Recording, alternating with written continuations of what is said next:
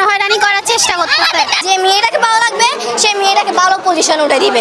বান্ধবীদেরকে গায়ে টাচ করার চেষ্টা করছে, আরো অনেক ঘটনা করছে। স্যার জনহয়রানি করার চেষ্টা করতেছে। যে মেয়েটাকে ভালো লাগবে সেই মেয়েটাকে ভালো পজিশন উঠে দিবে। কেন বলবেন আপনি? আমি রাজনৈতিকভাবে স্যার নিলি মাফিয়া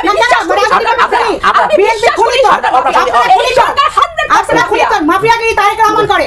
শেখ হাসিনা রাতে ঘুমায় না, রাত 2টায় ফোন করলে শেখ হাসিনাকে পাওয়া যাবে। সুপ্রিয় দর্শক শ্রোতা, আসসালামু আলাইকুম। দেশে এবং প্রবাসে, দূরে এবং কাছে যে যেখান থেকে আমার এই ভিডিওটির সাথে সংযুক্ত হয়েছেন, সকলকে আন্তরিক শুভেচ্ছা অভিনন্দন। সুপ্রিয় দর্শক শ্রোতা, শুরু থেকে সংবাদ শিরোনাম দেখেছেন, এখন দেখাবো বিস্তারিত। প্রিয় দর্শক, আজকের এই ভিডিওটি দেখার জন্য যারা প্লে করেছেন সবাইকে অনুরোধ করব পুরো ধৈর্য সহকারে আজকের এই ভিডিওটি কন্টিনিউ করবেন, কারণ বিশেষ কিছু তথ্য আজকের এই ভিডিওতে রয়েছে। দর্শক, আপনি যদি বাংলাদেশের একজন সুনাগরিক হয়ে থাকেন অবশ্যই আজকের এই ভিডিওতে অবশ্যই কন্টিনিউ করবেন, কারণ আজকের এই ভিডিওতে এমন কিছু তথ্য রয়েছে আপনি একজন নাগরিক হিসাবে আপনার অবশ্যই জানার দরকার এবং খুবই গুরুত্বপূর্ণ। দর্শক, স্ক্রিনে যে ভিডিও ক্লিপ দেখতেছেন যে একজন কলেজের প্রফেসরকে, একজন কলেজের প্রিন্সিপালকে কিভাবে একটি মেয়ে এবং অনেকগুলো ছাত্রছাত্রীরা কিভাবে তাকে আঁকড়ে ধরছে, আপনারা স্ক্রিনে অনেক চিল্লাচিল্লি দেখতে পারতেছেন। সম্পূর্ণ ভিডিওটি আপনাদেরকে দেখাবো। দর্শক, আজকের এই কলেজের এই প্রিন্সিপালের ভিডিও দেখলে আপনারা অবাক হয়ে যাবেন এবং কেনই বা এই মেয়েটি এবং সমস্ত ছাত্রছাত্রীরা এক সঙ্গ দলীয়বদ্ধ হয়ে এই প্রিন্সিপালকে আক্রমণের সৃষ্টি করতেছে। এখানে কিন্তু অনেক মিডিয়া রয়েছে এবং পুলিশ প্রশাসনের লোকজনও রয়েছে, তারপরও কিন্তু তাদেরকে ঠেকানো যাচ্ছে না। কি এমন কাজ করেছে? আপনারা ইতিমধ্যে হয়তো শুনতে পেরেছেন যে তাকে যৌন হয়রানি করা হয়েছে এবং যৌনতা দেখাইয়ে বিভিন্ন ধরনের প্রলোভন দেখাইয়ে ছাত্রীদের প্রতি অত্যাচার করে এই প্রিন্সিপাল। তবে আমি বেশি কথা বাড়াবো না দর্শক, চলুন সেই ভিডিও ক্লিপটা দেখি, তারপরে মূল্যবান আলোচনা ভিডিওর শেষে করব।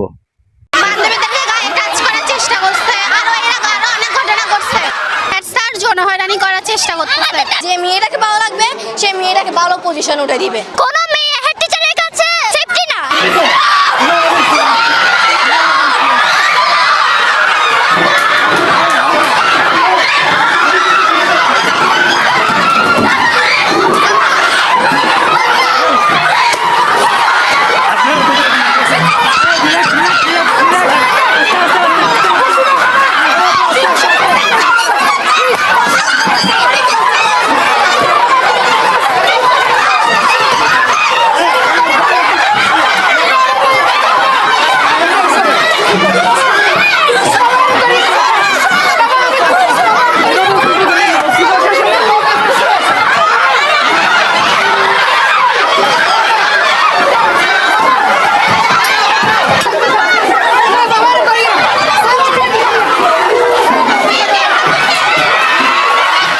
শোনা বছর আমরা থাকাকালীন তার আগের থেকে শুনতেছি ওনার নামে কেস হয়েছে, আর আমরা মেয়েদের থেকেও শুনছি উনি হাত দেওয়া ভালো না।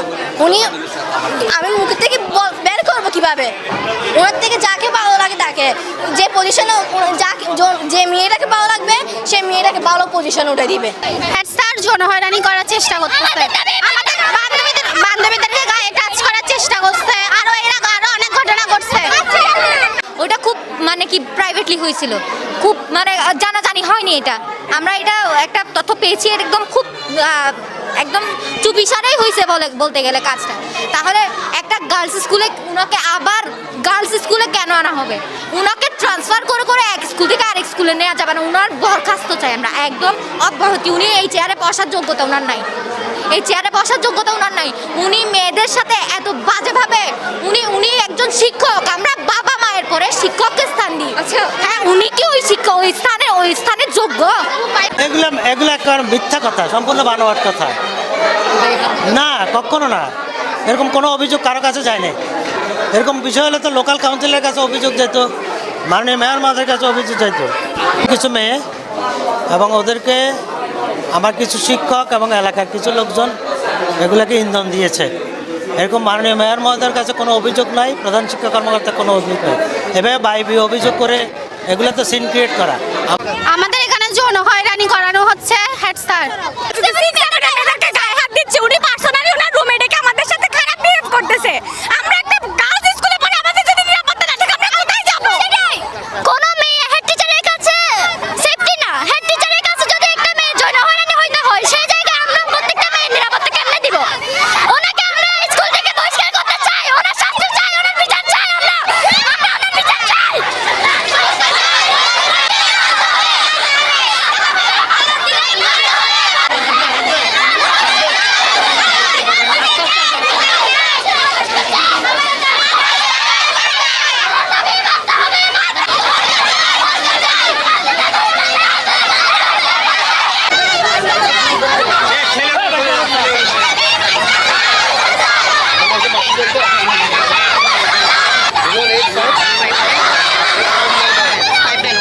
সুপ্রিয় দর্শক শ্রোতা, এতক্ষণে আপনারা যে ভিডিও ক্লিপটা দেখেছেন আশা করি আপনাদের অনেক অনেক ভালো লেগেছে। আর যদি ভালো লেগে থাকে অবশ্যই আপনার মূল্যবান মতামত কমেন্ট বক্সে কমেন্ট করবেন আর ভিডিওটি লাইক কমেন্ট শেয়ার করে দেন। দর্শক, আপনি যদি আমার চ্যানেলের নতুন বন্ধু হয়ে থাকেন, ভালো লাগলে চ্যানেলটিকে সাবস্ক্রাইব করে রাখবেন।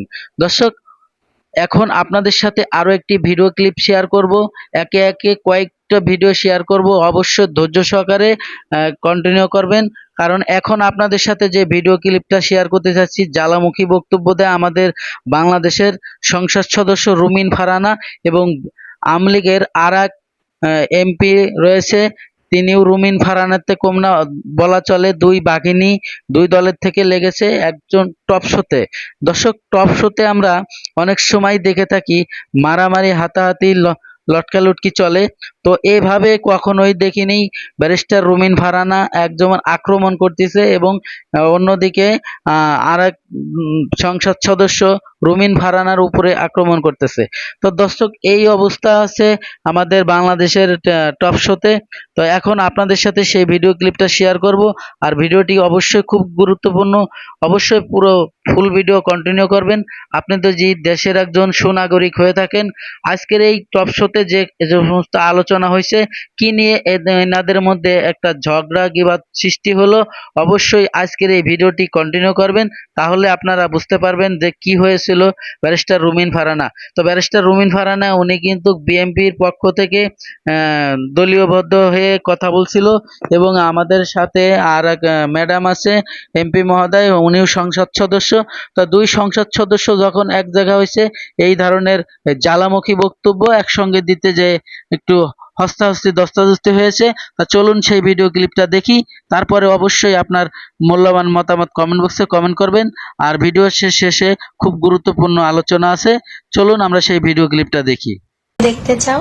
আমাকে কেন বলবেন আপনি? আমি রাজনৈতিকভাবে সাইকেলি মাফিয়া, আমি বিশ্বাস করি আপনি বিএনপি খুনি তো, আপনারা খুনি তো, আপনারা খুনি তো, মাফিয়াগিরি তারেক রহমান করে। শেখ হাসিনা রাতে ঘুমায় না, রাত 2টায়ও ফোন করলে শেখ হাসিনাকে পাওয়া যাবে না।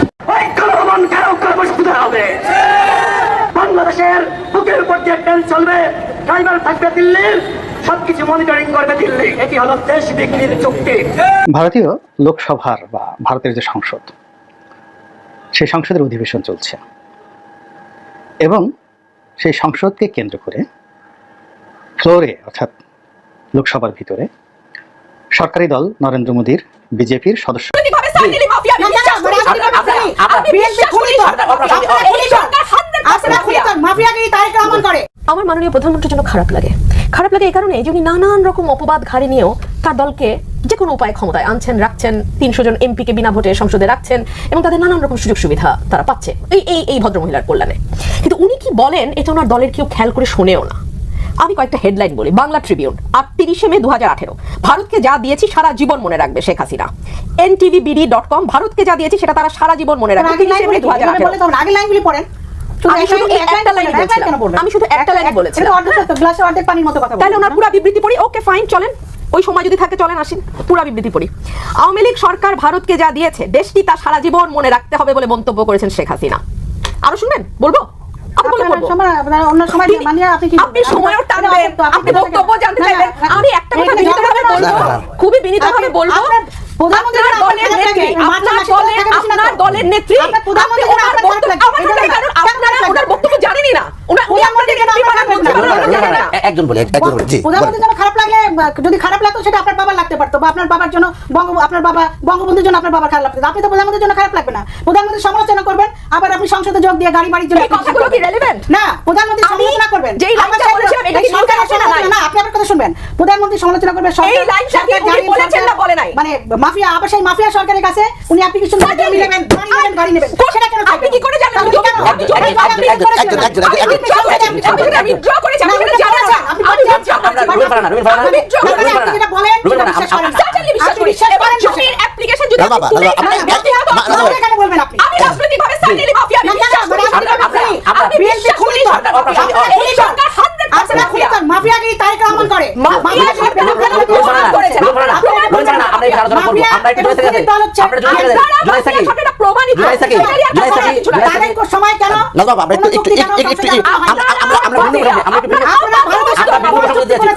কোন চুক্তির বিষয়ে? শেখ হাসিনার হাতে ঘুমায় না।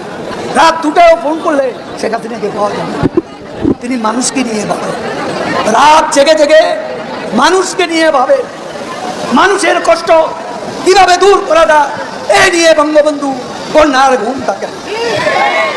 তাকে ভুল বুঝবেন না, একটু ধৈর্য ধরুন। সর্বাত্মক চেষ্টা চলছে। বাংলাদেশের ইতিহাসের সবচেয়ে বড় বাজেট 7,97,000 কোটি টাকার বাজেট তিনি করেছেন। ঠিক আছে, এত বড় বাজেট আর হয়নি। এই বাজেটটা করা হয়েছে গরিব মানুষ যাতে স্বস্তিতে দিন যাপন করতে পারে। সামাজিক সুরক্ষা বেষ্টনী বাড়িয়ে দেওয়া হয়েছে, নিরাপত্তা বেষ্টনী। আর একটা ব্যাপার বলে যায়, আপনাদের অনেকের মনে কষ্ট আছে। নিম্ন আয়ের মানুষ আজকে বাজারে গেলে তাদের কষ্ট হয়। জিনিসপত্রের দাম ঊর্ধ্বমুখী, ইনফ্লেশন, মূল্যস্ফীতি বেড়ে গেছে। এর মধ্যে বাপের বেটি শেখ হাসিনা বাংলাদেশের ইতিহাসের সবচেয়ে বড় বাজেট 7,97,000 কোটি টাকার বাজেট তিনি করেছেন। ঠিক আছে, এত বড় বাজেট আর হয়নি।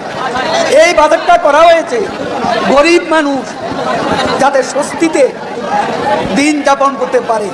সামাজিক সুরক্ষা বেষ্টনী বাড়িয়ে দেওয়া হয়েছে, নিরাপত্তা বেষ্টনী। জিনিসের দাম সর্বাত্মক চেষ্টা। শেখ হাসিনার হাতে ঘুমায় না। রাত 2টায়ও ফোন করলে শেখ হাসিনাকে পাওয়া যাবে না। তিনি মানুষকে নিয়ে ভাবে, রাত জেগে জেগে মানুষকে নিয়ে ভাবে, মানুষের কষ্ট কিভাবে দূর করা যায় এই নিয়ে বঙ্গবন্ধু কন্যার ঘুম থাকে না। ঐক্যভবন ঘেরাও কর্মসূচি হবে। বাংলাদেশের বুকের উপর যে ট্রেন চলবে, ড্রাইভার থাকবে দিল্লির, সবকিছু মনিটরিং করবে দিল্লি। এটি হলো দেশ বিক্রির চুক্তি।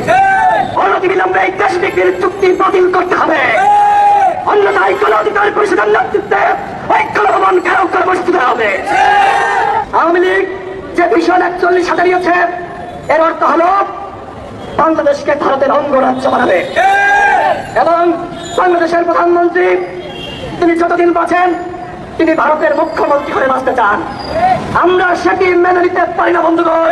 আওয়ামী লীগ ভারতের কাছে নাকে খাত দিয়ে বলেছে, তোমরা যা চাও তোমাদেরকে তাই দেওয়া হবে, বিনিময়ে আমাদেরকে ক্ষমতা দাও। 30 লক্ষ শহীদ যেভাবে বুকের কাটা রক্ত রাজপথে ঢেলে দিয়েছিল, গণ অধিকার পরিষদের তরুণ নেতৃবৃন্দ প্রজনের শহীদ হবে, তবু বাংলাদেশকে মোদির হাতে তুলে দিবে না।